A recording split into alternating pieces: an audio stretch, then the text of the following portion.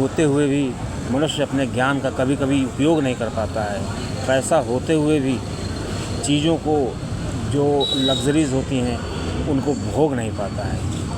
घर बार होते हुए भी कई बार ऐसा होता है कि व्यक्ति को अकेले रहना पड़ता है, पुत्र आदि साथ नहीं देते हैं। कभी कभी तो ऐसा होता है कि व्यक्ति को घर भी नसीब नहीं होता है और उसको बहुत विकट समस्याओं का सामना करना पड़ता है। दोस्तों, ऐसा क्यों होता है कि एक व्यक्ति बहुत सुखी होता है, कम पैसे में, कम सुविधाओं में वो पूरी तरीके से अपने आप को बिल्कुल संतुष्ट पाता है, और दूसरी तरफ एक ऐसा व्यक्ति होता है उसके पास सब कुछ होता है फिर भी वो अपने आप को अभागा महसूस करता है।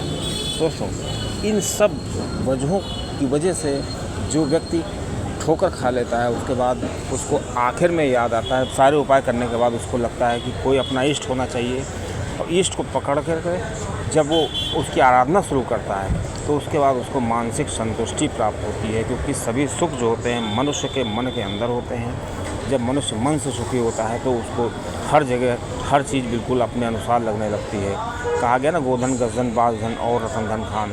मनुष्य के अंदर जब संतुष्टि आती है उसको मन को लगे कि हम संतुष्ट हैं, उसको ज़्यादा की आशा ना हो, और उसके जो काम क्रोध लोभ मोह माया मत्सर जो इंद्रियां हैं वो उसकी जब बस में हो जाती हैं तो सब कुछ नियंत्रण हो जाता है। दोस्तों, ऐसा भगवत कृपा से हो जाता है, और भगवत कृपा इस कलयुग में इतनी आसानी से नहीं मिलती और बहुत आसानी से मिल भी जाती है, लेकिन हमको एक कदम आगे बढ़ाना होता है।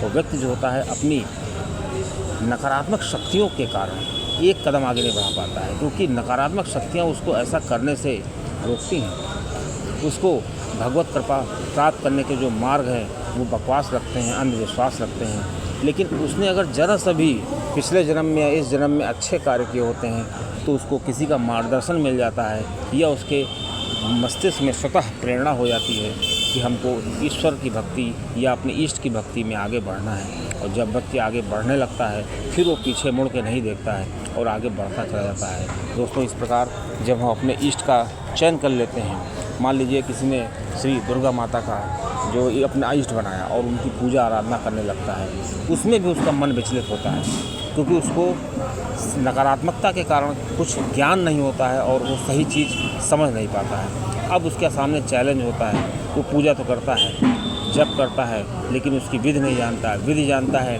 फिर भी उसका मन बहुत ज़्यादा परेशान रहता है। दोस्तों, अक्सर ऐसा होता है कि हम जब अपने आराध्य की मंत्रों को जाप करते हैं तो उन मंत्रों के जाप को गलत उच्चारण करते हैं, क्योंकि जो नकारात्मक शक्तियाँ होती हैं वो हमको सही उच्चारण करने से रोकती हैं। ऐसा भी होता है, और जब हमारे पर कृपा हो जाती है तो हमको कोई ऐसा व्यक्ति मिल जाता है या कहीं किसी सोर्स से पता चल जाता है कि हम इसका नकारात्मक जो प्रभाव है वो कम होने लगता है, तब हमको इस चीज़ का एहसास होता है कि हम गलत उच्चारण कर रहे थे। उसके बाद हम मंत्रों का सही उच्चारण करने लगते हैं। इसी प्रकार दोस्तों, दुर्गा माता की कृपा को प्राप्त करने के बहुत से साधन हैं। उसमें सबसे सरल माध्यम को हम बताएंगे आपको कि श्री दुर्गा जी का जो बीज मंत्र है उस मंत्र का अपने मन से जाप करें, क्योंकि पुस्तक को पढ़ने में जैसे सप्तशती कोई पढ़ता है या और कोई बड़े बड़े मंत्रों का जाप करता है तो उसमें उसको किसी भी तरह की बहुत सी तरह की वस्तुओं की ज़रूरत पड़ेगी, लेकिन मंत्र का जाप जब मनुष्य करने लगता है, कोई साधक करने लगता है तो उसको किसी चीज़ की ज़रूरत नहीं होती। कुछ दिन बाद तो माला की भी ज़रूरत नहीं होती है, वो मंत्र उसके मन में, उसकी जीवा पर एकदम रट सा जाता है और उसकी ज़बान पर वो चीज़ हमेशा चलती रहती है। दोस्तों, इससे फ़ायदा ये होता है कि मनुष्य जो होता है, जो साधक होगा, उसको ये मंत्र वाक्सिद्ध हो जाता है और उसकी जीवा पर जब ये मंत्र रटता रहता है तो उसको वाक्सिद्ध हो जाती है। वो जो कहता है वो सच होने लगता है। उसके ग्रह किसी भी दिशा में हो, किसी भी मोड़ में हो, लेकिन उसको सकारात्मक परिणाम देने लगते हैं।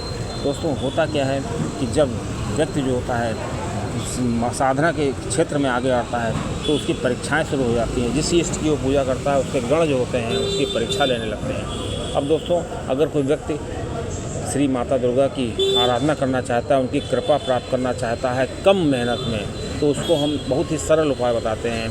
और अगर आपको ये जानकारी अच्छी लगे तो ये वीडियो को शेयर करिएगा और माता रानी के चरणों में इस काफ़ी लोगों को इस चीज़ का जो पता चले, इसके लिए वीडियो को शेयर करिएगा। मेजर टिप्स एकदम चैनल में आपका स्वागत है। दोस्तों, दुर्गा माता की कृपा प्राप्त करने के लिए अगर कोई साधक दुर्गा माता का मंत्र जो है उसका जाप करता है, बीज मंत्र का, तो वो सरल भी है और वो आसानी से उसको कर भी सकता है। दोस्तों मंत्र इस प्रकार है, ओम दुम दुर्गाय नमः, दुम दुर्गाय नमः। लोग इसका अक्सर गलत उच्चारण भी करते हैं, ओम दुम दुर्गाय नमः, कोई कुछ कह देता है, लेकिन इसका सही उच्चारण ओम दुम दुर्गाय नमः, ये श्री दुर्गा जी का बीज मंत्र है। दोस्तों बीज मंत्र जो होता है उसमें उस इष्ट की सभी शक्तियाँ बहुत ही ज़्यादा, मतलब पूरी शक्तियाँ उसी में होती हैं। और एक जैसे हम पेड़ को लगाते हैं ना, पेड़ का जो बीज होता है, तो जब हम बीज को लगाएंगे तो समझ लीजिए उसमें देर लगती है पेड़ बनने में, और उसके बाद हमको फल मिलने लगते हैं। फिर वो फल हमको लगातार मिलते हैं, मल्टीपल में मिलते रहते हैं, फिर हमको कुछ करने की ज़रूरत नहीं होती। दोस्तों इसी प्रकार बीज मंत्र होते हैं। उस बीज मंत्र का जब कोई साधक शुभ अवसर पर जिस समय उसको करना चाहिए उस पर उन मंत्रों का जाप करता है तो उसको दुर्गा माता की कृपा प्राप्त होने लगती है। दोस्तों इस प्रकार से भी दुर्गा माता का जो बीज मंत्र है ओम दुम दुर्गा नमः, इसका कब जाप करें इसके लिए मैं आपको बताता हूँ। एक गुप्त नवरात्रि आती है, जैसे एक नवरात्रि आती है तो प्रत्यक्ष नवरात्रि होती है, एक साल भर में 2 बार गुप्त नवरात्रि आती है। ये जो समय होता है बीज मंत्रों को सिद्ध करने का, माता की कृपा प्राप्त करने का बहुत ही अच्छा समय होता है, क्योंकि इस समय अगर आप एक भी मंत्र का जाप करेंगे तो वो 1000 मंत्रों के बराबर होता है। क्योंकि इस समय जो गुप्त माताएं होती हैं, जो महाविद्याएं होती हैं, 10 महाविद्या हैं, ये पृथ्वी पर आ जाती हैं। और दोस्तों ये बहुत ही ऊर्जा का स्रोत होती हैं, पूरी ब्रह्मांड की ऊर्जा इनमें समय होती है।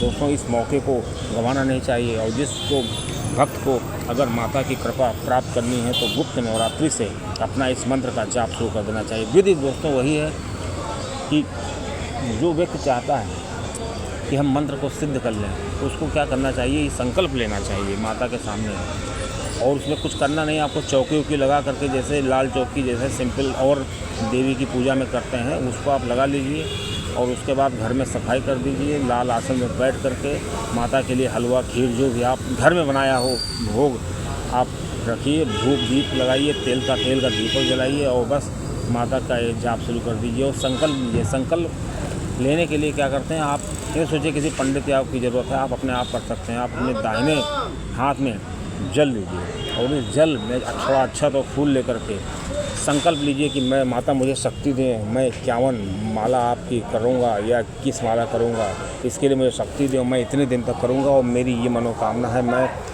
इस चीज़ से परेशान हूँ। दोस्तों जब आप इस तरह संकल्प करेंगे तो आपको माता शक्ति देंगे और धीरे धीरे आप देखेंगे कि आपके अंदर शक्ति आ गई है। हो सकता है 2 या 3 दिन बाद आपको कुछ ऐसा लगे कि कुछ ऐसी परिस्थितियाँ बन जाए कि आप आपको न कर सकें कुछ ऐसा, तो वो परीक्षा हो रही है आपकी। क्योंकि माता की जो सेविकाएं होती हैं, माता की जो गण होते हैं या जो माता की योगिनी अक्षरियाँ होती हैं, वो भक्त की परीक्षा लेंगे।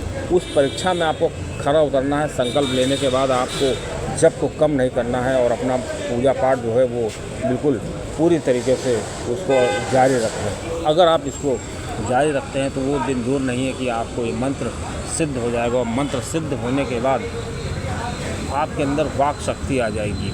दूसरी चीज़ें दूरदर्शिता हो जाएगी। किसी का अगर अहित होने वाला होगा, परिवार में कोई समस्या आने वाली होगी तो आपको ये पहले से पता चल जाएगा। दूसरी चीज़ है कि आपके अंदर सम्मोहन शक्ति आ जाएगी, चेहरे पे एक तेज होगा जिससे कि आपका जो शत्रु होगा आपसे भय खाएगा और शत्रु आपके बारे में पहले जो बुरा सोचता था बुरा नहीं सोचेगा, वो सोचेगा ये इंसान तो बहुत अच्छे हैं। और